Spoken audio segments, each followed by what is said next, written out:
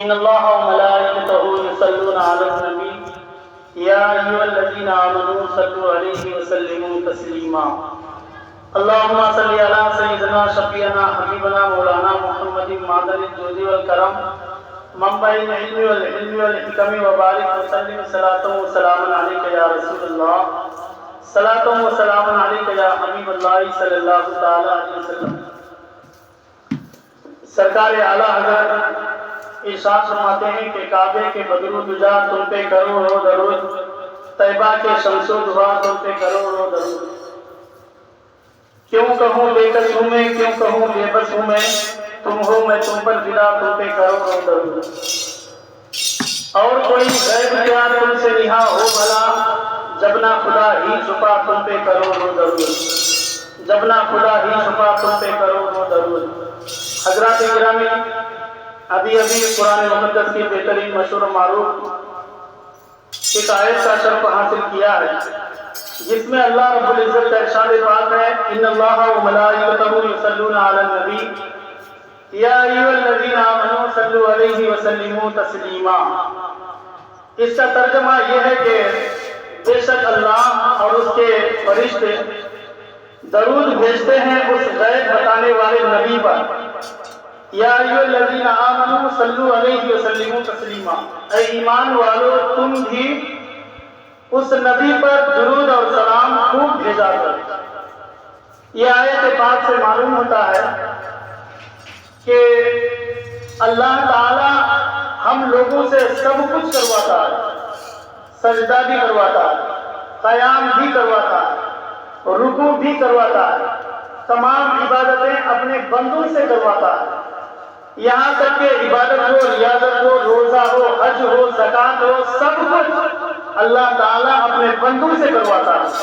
لیکن جب اتنا کہہ دیتا ہے پھر آگے فرماتا ہے اے بندے سجدے تو تم نے کیا، اے فرشتے رکوع تو تم نے کیا ہے، اے بندے عبادت و ریاضت تو تم نے کیا ہے، اے بندے روزہ رکھ کر کے مجھے خوش تم نے کیا ہے، یہ سب کچھ تم نے کیا ہے، لیکن ایک ایسا بھی کام ہے جو تم بھی کرتے ہو اور میں حکم بھی دیتا ہوں کہ تم کرو، اور وہ ایسا کام ہے تم کو بھی حکم دیتا ہوں، فرشتوں کو بھی حکم دیتا ہوں، نبیوں کو بھی حکم دیتا ہوں، اور میں خود بھی وہ کام کرتا ہوں، وہ کام ہے درود پاک۔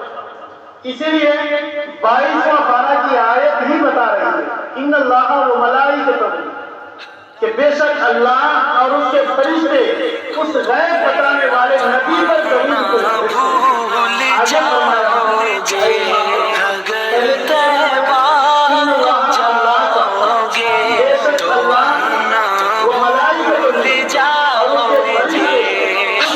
بتانے والے نبی پر درود بھیجتے ہیں۔ اے ایمان والو تم بھی درود و سلام خوب پڑھا کرو، بھیجا کرو نبی پر۔ تو پتا چلا کہ سارا کام رب ہم سے کرواتا ہے، لیکن ایک کام وہ خود بھی کرتا ہے، بتا بھی دیا۔ دیکھو میں بھی کرتا ہوں، جب رب کرے وہ کام پھر وہ کام بندہ کیسا نہیں کرے۔ جس کام کو رب خود کرے، فرشتوں سے کروائے، تمام نبیوں سے کروائے، تو اپنے بندوں کو حکم نہیں کرے، ظاہر سی بات ہے حکم دے گا۔ سب بندوں سے کہا اے میرے بندے جب میں خود پڑھتا ہوں نبی پر درود پاک تو تم بھی درود پاک پڑھا اور نبی پر جھوم کر سلام پڑھا۔ یہ نبی کی بارگاہ ہے، یہ میرا محبوب ہے، یہ میرا رسول ہے، اس لیے نبی کی بارگاہ میں جب ہم نے خود درود سلام پڑھا تم بھی پڑھو۔ اس لیے تمام لوگوں کو چاہیے کہ حضور پاک پر درود شریف زیادہ سے زیادہ کثرت سے پڑھا کریں۔ اگر ہو سکے تو جمعہ کے دن جو حضور نے فرمایا کہ جمعے کے دن جو مجھ پر 100 مرتبہ درود پاک پڑھتا ہے، جو جمعے کے دن 100 مرتبہ مجھ پر درود پاک بھیجے گا، اللہ تعالیٰ اس کو تمام گناہوں سے پاک کر دے گا، پیدائش سے لے کر قیامت تک، گویا کہ اس نے کوئی گناہ کیا ہی نہیں، ایسا پاک ہو جاتا ہے جیسا کہ اپنے ماں کے پیٹ سے ابھی باہر نکلا ہو۔ جب ماں کے پیٹ سے بچہ باہر آتا ہے تو کوئی گناہ تو کرتا نہیں، چھوٹا سا بچہ وہ کیا گناہ کرے گا؟ ایک نوجوان آدمی گناہ کرتا ہے، اس لیے یہ دور ایسا ہے، اس دور میں سب انسان کو چاہیے انسانیت نام رکھ کر کے، انسانیت رکھ کر کے سوچنا چاہیے کہ حضور پاک پر ہم بھی درود شریف پڑھا کریں، ہر وقت پڑھا کریں، ورنہ آج ایک سال، 1.5 سال، 2 سال یا 12، 13، 14 ماہ کے بچے کو ایک اینڈرائڈ موبائل یا آئی فون دے دیجیے گا، وہ لات مار کے باہر پھینک دے، یہ نہیں دیکھے گا کہ آگے پتھر رکھا ہوا ہے، کہ آگے گڑھا پڑا ہوا ہے، کہ آگے آگ ہے۔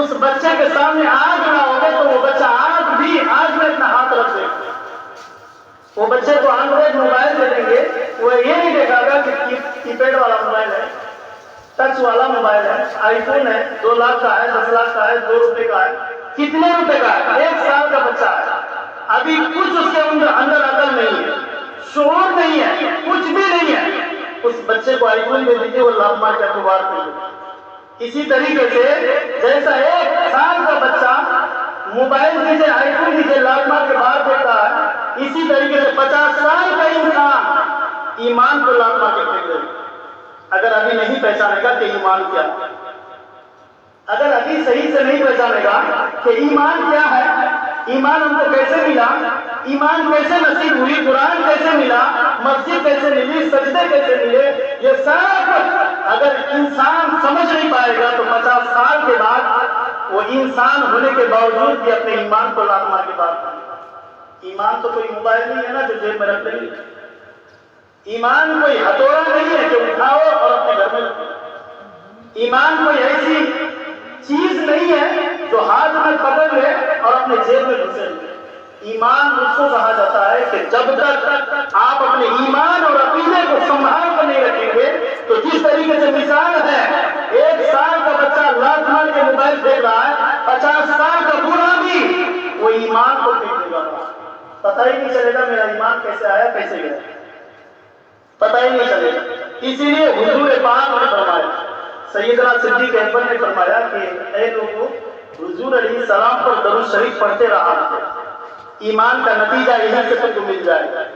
ایمان کیا ہے، قرآن کیا ہے، نماز کیا ہے، دین کیا ہے، اسلام کیا ہے، مذہب اسلام کسے کہا جاتا ہے، یہ سب کچھ اگر سمجھنا ہے حضور علیہ السلام پر درود شریف پڑھا کرو، کثرت سے سب کچھ سمجھ میں آ جائے گا، قرآن مسجد کیا ہے، دین کیا ہے، سب سمجھ میں آ جائے گا۔ اور اگر نہیں پڑھو گے تو ان پڑھ گوار جاہل کی طرح اگر رہو گے، کچھ نہیں پڑھو گے تو پھر کوئی فائدہ نہیں ہوگا۔ ایک شخص تھا جو حضور پر کبھی بھی نام حضور آتا تھا، حضور کا کبھی بھی نام آتا تھا تو وہ کیا کرتا تھا، بخیلاتی کرتا تھا، بخیل بنا کرتا تھا، میں نہیں پڑھوں گا، حضور کا نام کبھی نہیں لوں۔ وہ یہ سوچا میں نہیں لوں گا، ایسے ہی نہ لیا، نہ لینے کے عوض پر کسی شخص نے کہا کہ حضور پر درود پاک پڑھا کر، سب بندے اللہ کے پڑھتے ہیں، تو کیوں نہیں پڑھتا، بخیلاتی کیوں کرتا، ایسا ہی کرتا رہا۔ ایک دن وہ اپنے باتھ روم میں گیا اور اس کی نالی میں ہی کسی وجہ سے مر گیا۔ مرنے کے بعد کسی شخص کو خواب میں دیکھا کہ وہ انسان کس طرح سے، پتہ چلا کہ وہ دوزخ میں جل رہا ہے۔ جب پتا چلا کہ دوزخ میں جل رہا تو آخر بات کیا ہے، لوگوں نے وجہ معلوم کی، کہا کہ جب بھی حضور پاک کا نام آتا تھا درود پاک نہیں پڑھتا تھا، نہ پڑھنے کی وجہ سے ایسا ہلاک ہوا کہ نہ پاک جگہ ملی، نہ پاکستان ملا، ایسی جگہ ملی جہاں پاک لوگ کا راستہ نہیں۔ اسی لیے حضور پاک علیہ الصلوۃ والتسلیم پر درود شریف کثرت سے پڑھا جائے۔ آج آپ کی جامع مسجد میں آج سے 8 جمعہ یا 6-7 جمعے پہلے اعلان ہوا درود پاک کا دستر لگا ہوا۔ یہی بات اگر کسی سے کہا جاتا ہر جمعے کے دن عصر مغرب کے بعد کھانے کا دستر لگے گا، اعلان کرنے کی ضرورت کسی کو نہیں تھی، صرف ایک بات بول رہا تھا، کھانے کا دستر لگا یا کوئی کھلائے گا، ایسا اگر سن لیتا تو اعلان کی بھی ضرورت نہیں ہے، کون کھلا رہا ہے، کس کا نام ہے، کون آ رہا ہے، کتنا چاول پکے گا، کیا پکے گا، گوشت ہے، دالچا ہے، بگارا ہے، کیا نہیں پوچھے گا، بس جانے گا کہ جامع مسجد میں ایک دستر لگا ہے کھانے پینے کا، چلو جائیں گے اور پیٹ بھر جائیں گے۔ لیکن یہاں اعلان ہوا تھا اسی جگہ پہ، اسی جامع مسجد کی سرزمین پر، اسی دنڈوتی کے لوگوں سے کہا گیا تھا اے لوگوں، جمعے کے دن جامع مسجد میں بعد نماز مغرب دستر درود ہوگا، لہذا آنا اس دستر پہ بیٹھ کر کے حضور پاک علیہ الصلوۃ والتسلیم پر درود شریف پڑھ کر کے بھیج دینا۔ حضور علیہ السلام اگر دیکھ لیں، اگر قبول ہو گئی وہ درود پاک رب کی بارگاہ میں قبول ہو گئی تو تمہاری بھی گھر والوں کی بخشش ہو جائے گی۔ لہٰذا یہ درود پاک کا دستر ہے۔ آج دیکھا جاتا ہے جامع مسجد کے اس دستر درود میں اپنے گندگی کے کچھ ایسے مسلمان ہیں جو آتے ہی نہیں، سننے کے باوجود بھی یہ کتنا کام ہے آپ کے پاس، کتنا وقت ہے آپ کے پاس، کتنی دکانیں ہیں آپ کے پاس، کتنے جائیداد ہیں آپ کے پاس، جو آپ کے پاس 5-7 منٹ کا وقت نہیں ملتا، وہ بھی جمعہ آپ کو ہر دن تو نہیں کہا گیا کہ بھائی روزانہ آؤ، 5 وقت کی نمازیں ہوتی ہے، ہر نمازوں کے بعد درود کا دستر ہوگا، ایسا تو نہیں کہا گیا۔ صرف جمعہ میں ہفتے میں ایک دن، وہ بھی 5 سے لے کے 10-15 منٹ تک، کتنا وقت کسی سے نہیں نکلتا۔ آج یہ گندگی کا مسلمان کیسا ہے جو سننے کے باوجود بھی اپنے کانوں سے انسنی کر دیتا ہے کہ اگر مغرب میں آئے گا، نماز مغرب پڑھے گا، دستر درود سے بیٹھے گا، اگر کوئی ایک مرتبہ سے زائد 10 مرتبہ پڑھ لے گا، حضور کا فرمان جاری ہو جائے گا کہ جو شخص مجھ پر اگر درود پاک جمعے کے دن 100 مرتبہ پڑھ لیتا ہے، بچپن سے لے کے قیامت تک کوئی گناہ اس کا نہیں رہا جائے گا، سب پر۔ تو بتائیں کس کا قبول ہے؟ کم سے کم آئیں درود پاک کے دستر پر۔ اسی لیے یہ درود پاک حضور علیہ السلام پر پڑھنا آپ کے اوپر، ہم پر لازم ہے۔ زندگی میں ایک مرتبہ درود پاک حضور علیہ السلام پر پڑھنا فرض ہے، واجب سنت مستحب نہیں کہا میں نے، فرض ہے۔ ایک مرتبہ اپنی حیات زندگی میں درود شریف پڑھنا فرض ہے۔ ہم لوگ کہیں میرے پاس وقت نہیں ہے، ٹائم نہیں ہے، جب موت کا آخری لمحہ آ جائے گا فرشتوں سے کہنا میرا وقت نہیں ہے، جائیداد ہے، جانور ہے، نہ جانے کچھ کھیتیاں ہیں، نہ جانے کچھ تجارت ہے، کچھ دکانیں ہیں، ان کو چھوڑ کر کے تو کیسے آ گیا ہے اور میں چلا جاؤں گا، ایسا کہنا فرشتوں سے۔ پھر فرشتے کیا کہتے ہیں؟ اس سے ہی سوال کرنا، تو کم سے کم ایک آپ کو کوئی بری چیز کے لیے تو نہیں بلاتے، ایک اچھا کام کے لیے جو آپ کی زندگی حیات میں سچ رہے، اچھا رہے، اس کام کے لیے ہم آپ کو بلاتے ہیں کہ کم سے کم ایک درود پاک کے دستر پر آ کے سجا دیں، وہی آپ کے لیے بہترین ضمانت ہے۔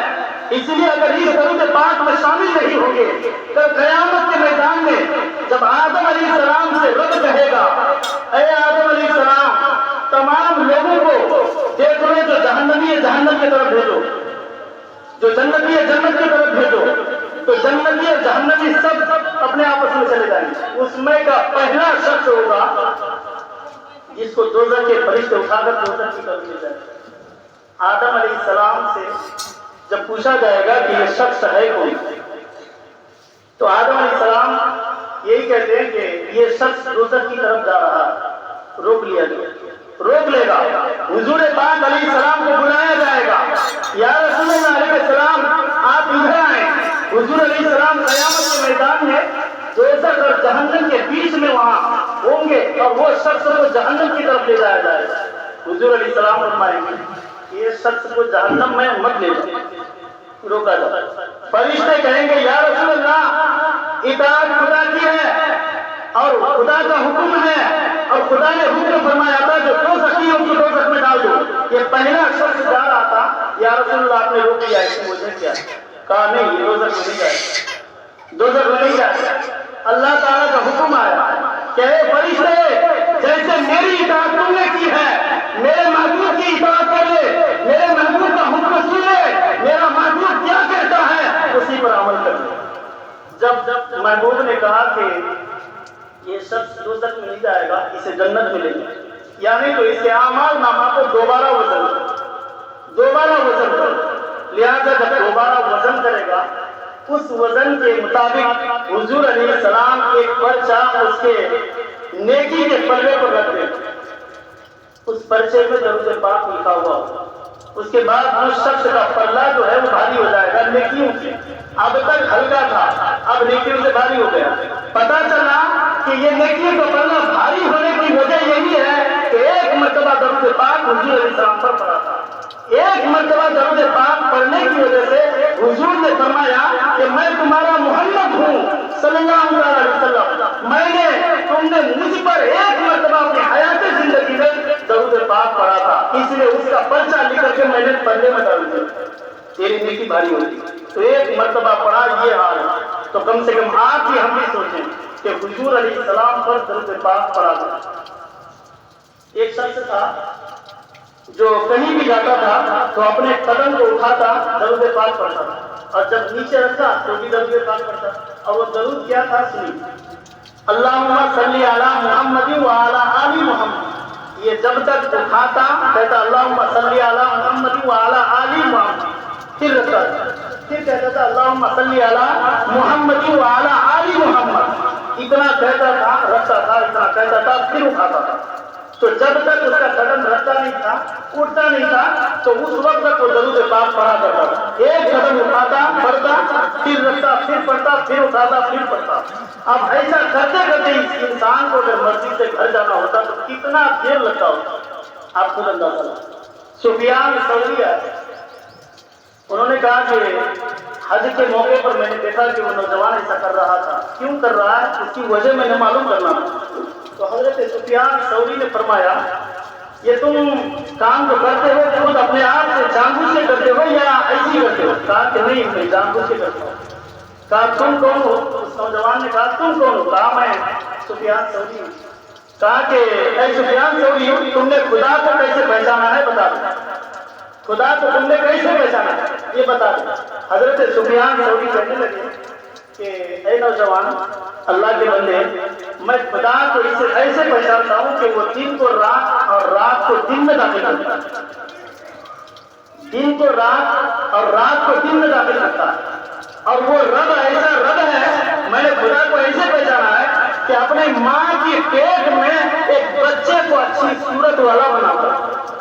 کالا گورا وہی دیتا ہے, لنگڑا لولا وہی بناتا ہے, اندھا اور کانا بہرا سب وہی بناتا ہے. کسی کے ہاتھ میں نہیں ہوئی, کسی کو بہرا بنا دے, کسی کو اندھا بنا دے, کسی کو لنگڑا بنا دے, کسی کو لولا بنا دے, کسی کو کالا بنا دے, کوئی گورا بنا دے, کسی کے ہاتھ میں نہیں. رب کا کام ہے. اپنے ماں کے پیٹ میں وہ صورت کیسا بناتا ہے وہ سب کچھ جانتا ہے. میں نے رب کو ایسے پہچانا. تو وہ شخص کیا کہتا ہے, اے سفیان ثوری, تم نے جیسا خدا کو پہچاننے کا حق تھا نہیں پہچانا. کہا پھر تم کیسے پہچانتے؟ کہا میں ایسے پہچانتا ہوں کہ جب اپنے ارادے ٹوٹ جاتے ہیں تو میں پہچان لیتا ہوں کہ کوئی خدا بھی ہے جو اچھے ارادے کو بھی تبدیل کر دیتا ہے.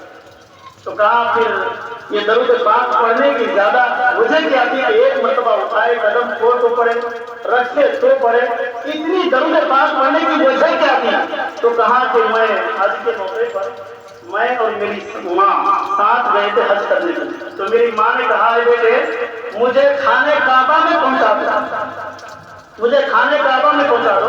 ابھی پہنچانا ہی تھا کہ ابھی دروازے پہ ہی تھی میری ماں کی صورت جو ہے وہ کالی پڑ گئی, اور ایک ایسی بیماری لاحق ہو گئی کہ وہ بلا کیسے دور ہوگی مجھے سمجھ نہیں آئی. تو میں اسی ارادے کو سوچا کہ پھر اپنے باہوں کو پھیلا دیا اپنے رب کے حضور, اے رب العالمین, تو قابل مدرک ہے, تو سب کچھ جانتا ہے. ایک انسان ہے, تیری بندی ہے, اور خانے کعبہ میں تیرے گھر کو آئی ہے اور اس کو اس بلا میں تو مبتلا کر دیا ہے. اے رب العالمین, تو اچھا کر دے تو ہی ہے, برا کر دے سب تیرے پاس. تو اتنا کہہ کر کے بھی ہاتھ نہیں پھیرا تھا کہ اس کی ماں کی صورت اچھی ہوگی. کیسے کہ ایک بادل آیا اور اس میں سے ایک سفید دوست اچھا بہترین آدمی نکلا, جس کو دیکھا گیا کہ وہ شخص آیا, اور آنے کے بعد کیا دیکھا کہ اپنے اس کے ماں کے پیٹ, اس کی ماں کا پیٹ جو ہے کھل گیا. وہ آئے اور آنے کے بعد وہ اپنا ہاتھ منہ پہ پھیر دیا اس کے, اور پیٹ پہ پھیر دیا. پھیرنا ہی تھا کہ جو پیٹ کھلا تھا وہ ختم ہو گیا, اور جو ماں کی صورت کالی ہوئی تھی وہ کالی سے ختم ہو کر گوری پہ آ گیا. اتنا دیکھا میں حیران ہو گیا. وہ شخص جب واپس جانے لگا تو میں نے ان کا دامن پکڑ لیا کہ آخر ہے کون آپ, بتا تو دیں, میں جان تو لوں کہ آپ ہیں کون جو آپ نے اپنے ہاتھ میری ماں کی صورت میں دے رہا ہے. تو صورت صحیح ہو گئی ہے, ایک اڑ گیا تھا وہ صحیح ہو گیا, یہ وجہ کیا ہے؟ اب بتا دے میں کو. تو انہوں نے کہا کہ میں تمہارا نبی محمد رسول اللہ صلی اللہ علیہ وسلم. سبحان اللہ. میں تمہارا نبی ہوں. تو میں آیا تھا تیری ماں کی صورت پر ہاتھ پھیرا اور تیری ماں کے پیٹ میں ہاتھ پھیرتے ہی تیری ماں کا سب بلائیں دور ہو گئے. تو اس نے کہا کہ حضور علیہ السلام نے فرمایا کہ دیکھو میں تمہارا نبی ہوں اور جیسے جیسے تم درود پاک پڑھتے ہو ایسا نہیں ایسا پڑھنا. ایک مرتبہ قدم کو اٹھانا اور کہنا اللہم صلی علی محمد وعلی آل محمد. جب پیر کو رکھ دو تو پھر کہنا اللہم صلی علی محمد وعلی آل محمد. سفیان ثوری سمجھ گئے یا رسول اللہ یہ تیرا کرم ہے, تجھ پہ درود پاک پڑھنے کی برکت ہے. تو کہا کس نے کہا؟ مجھے حضور نے کہا کہ اے نوجوان جب بھی تو کہیں جانا اور کہیں سے آنا تو قدم اٹھاتے بھی پڑھنا قدم رکھتے بھی پڑھنا. درود پاک نے بتا دیا. اس لیے وہ نوجوان کہتے ہیں سفیان ثوری اے سفیان ثوری میں تو درود پاک پڑھتا ہوں, پڑھنے کی وجہ سے یہی ہے کہ میرے کو حضور نے پڑھنے کے لیے ایسا ہی کہا, اس لیے میں ایسا پڑھتا ہوں. آپ نے جانا ہوگا بصرہ شہر اور وہاں پہ اللہ کی نبی ہے, نام ہے رابعہ بصری. رابعہ بصری اس کا نام ہی ہے رابعہ بصری. اب رابعہ بصری کیوں ہے یہ بھی سمجھ لیں. آپ اگر حیدرآباد کے ہوں گے تو حیدرآبادی کہلائیں گے, کلکتہ کے ہوں گے تو کلکتوی کہلائیں گے, بہار کے ہوں گے تو بہاری کہلائیں گے, کہاں پر بھی ہوں گے ایسا ہی کہلائیں گے. مراد آباد کے ہوں گے تو مراد آبادی کہلائیں گے. لیکن یہ رابعہ بصری اللہ کی بصری اور یہ چوتھی بیٹی ہے اس کے باپ کی. رابعہ کے ہوتے ہیں مانا چار اور بصرہ بصری اس لیے کہا جاتا ہے کہ وہ بصرہ شہر میں پیدا ہوا, اس لیے نام کیا ہوا رابعہ بصری. اس کے باپ کی 3 بیٹیاں اور 3 رہے. یہ چوتھی بیٹی جب آ گئی تو اس کے باپ نے نام رکھا رابعہ بصری. رابعہ کے معنی 4 ہوتے ہیں, اس لیے کہہ دیا رابعہ بصری بصرہ میں پیدا ہوا.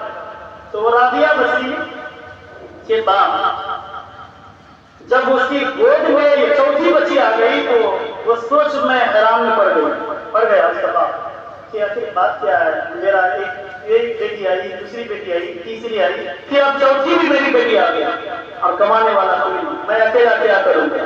اتنا سمجھتے کہتے سنتے بولتے بولتے ان کی آنکھ لگ گئی. آنکھ لگ گئی تو خواب میں حضور علیہ السلام دیدار تشریف کرا تشریف لائے اور لانے کے بعد کہا کہ رابعہ بصری کے باپ رونے کی وجہ بتاؤ, رونے کی وجہ کیا ہے؟ تو رابعہ بصری کے باپ نے سب کچھ بتا دیا کہ میری چوتھی بیٹی ہے, کمائی کچھ نہیں ہے, پیسہ نہیں ہے, اب یہ اتنا پیسہ لانا, بچی کی شادی کرنا, پالنا کیسے ہو سکتا ہے.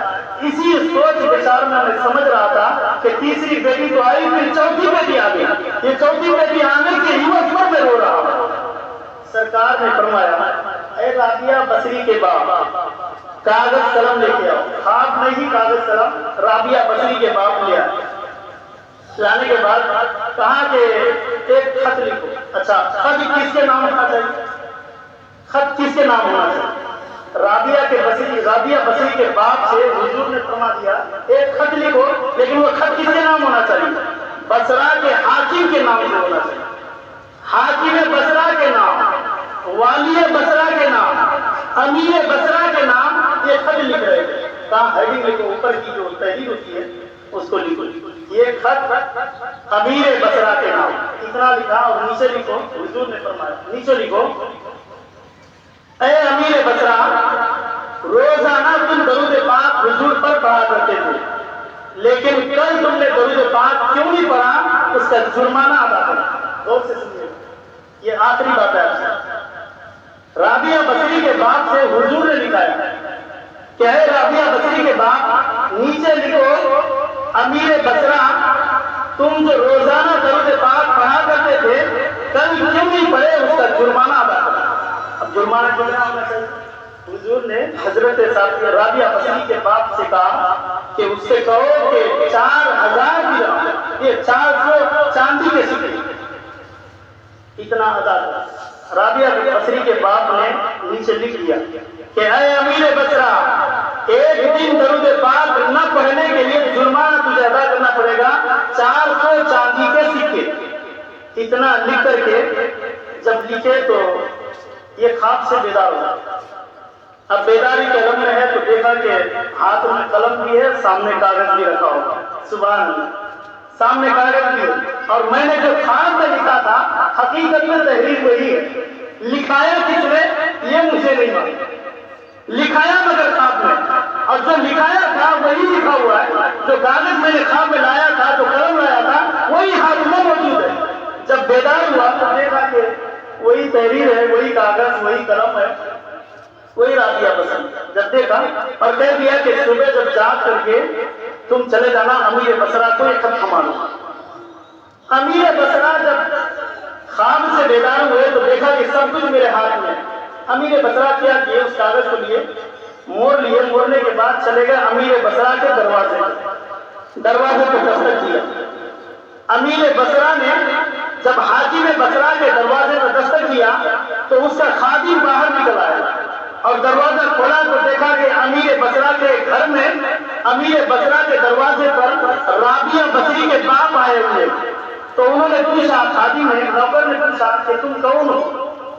کہا کہ میں اسی بصرہ شہر کے رابعہ کا باپ ہوں, جسے رابعہ بصری کہا جاتا ہے, میں اس کا باپ ہوں. کہا کیوں آئے؟ کہا کہ خط لایا ہوں امیر بصرہ کے, اس کو لے جاؤ امیر بصرہ کے ہاتھ میں تھما دو. وہ نوکر وہ خط لیا اور کہا کہ آپ یہیں ٹھہر جائیں, میں اسے امیر بصرہ کو تھما دوں گا.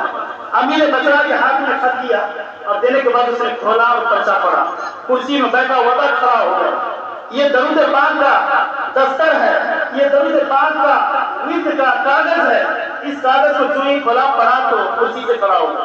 کہا کہ اے نوکر, اے میرے خادم, اب اس امیر بصرہ کے دروازے, وہاں پہ دروازے پہ امیر بصرہ کو اندر آنے کے لیے تم مت کہنا اور اس کو اندر آنے کی اجازت مت دینا, اس لیے کہ میں خود جا کر امیر بصرہ سے ملنے والا, رابعہ بصری کے باپ سے ملنے والا.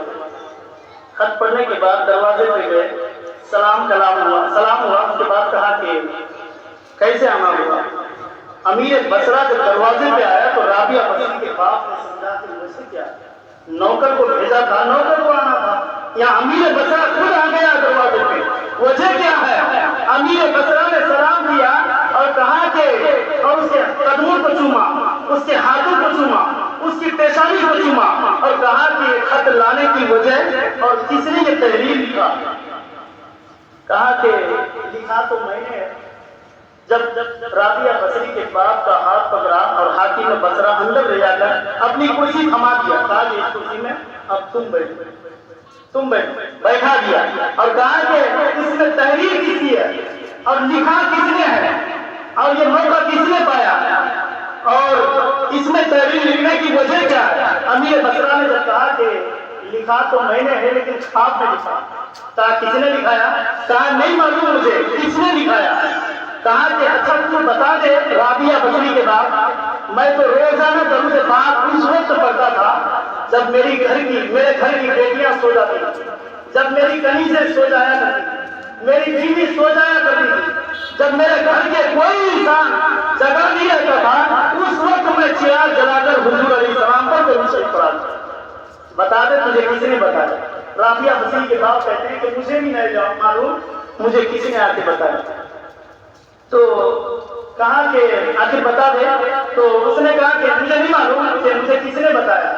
کہا کہ میں سمجھ گیا کہ تجھے کس نے بتایا ہے, تحریر کس کی ہے, لکھایا کس نے, میں سمجھ گیا. جب تم کو نہیں معلوم, ہماری کنیزوں کو نہیں معلوم, ہماری بیوی ہمارے گھر والوں کو کسی کو نہیں معلوم, یہ سرکار علیہ السلام پر درود پاک ہم نے پڑھا تھا, انہیں کو معلوم ہے. اور وہی سرکار آ کر کے خواب میں تم کو آ کر کے یہ خط لکھایا ہے اور کہا ہے کہ جا کے امیر بصرہ کے نام تھما.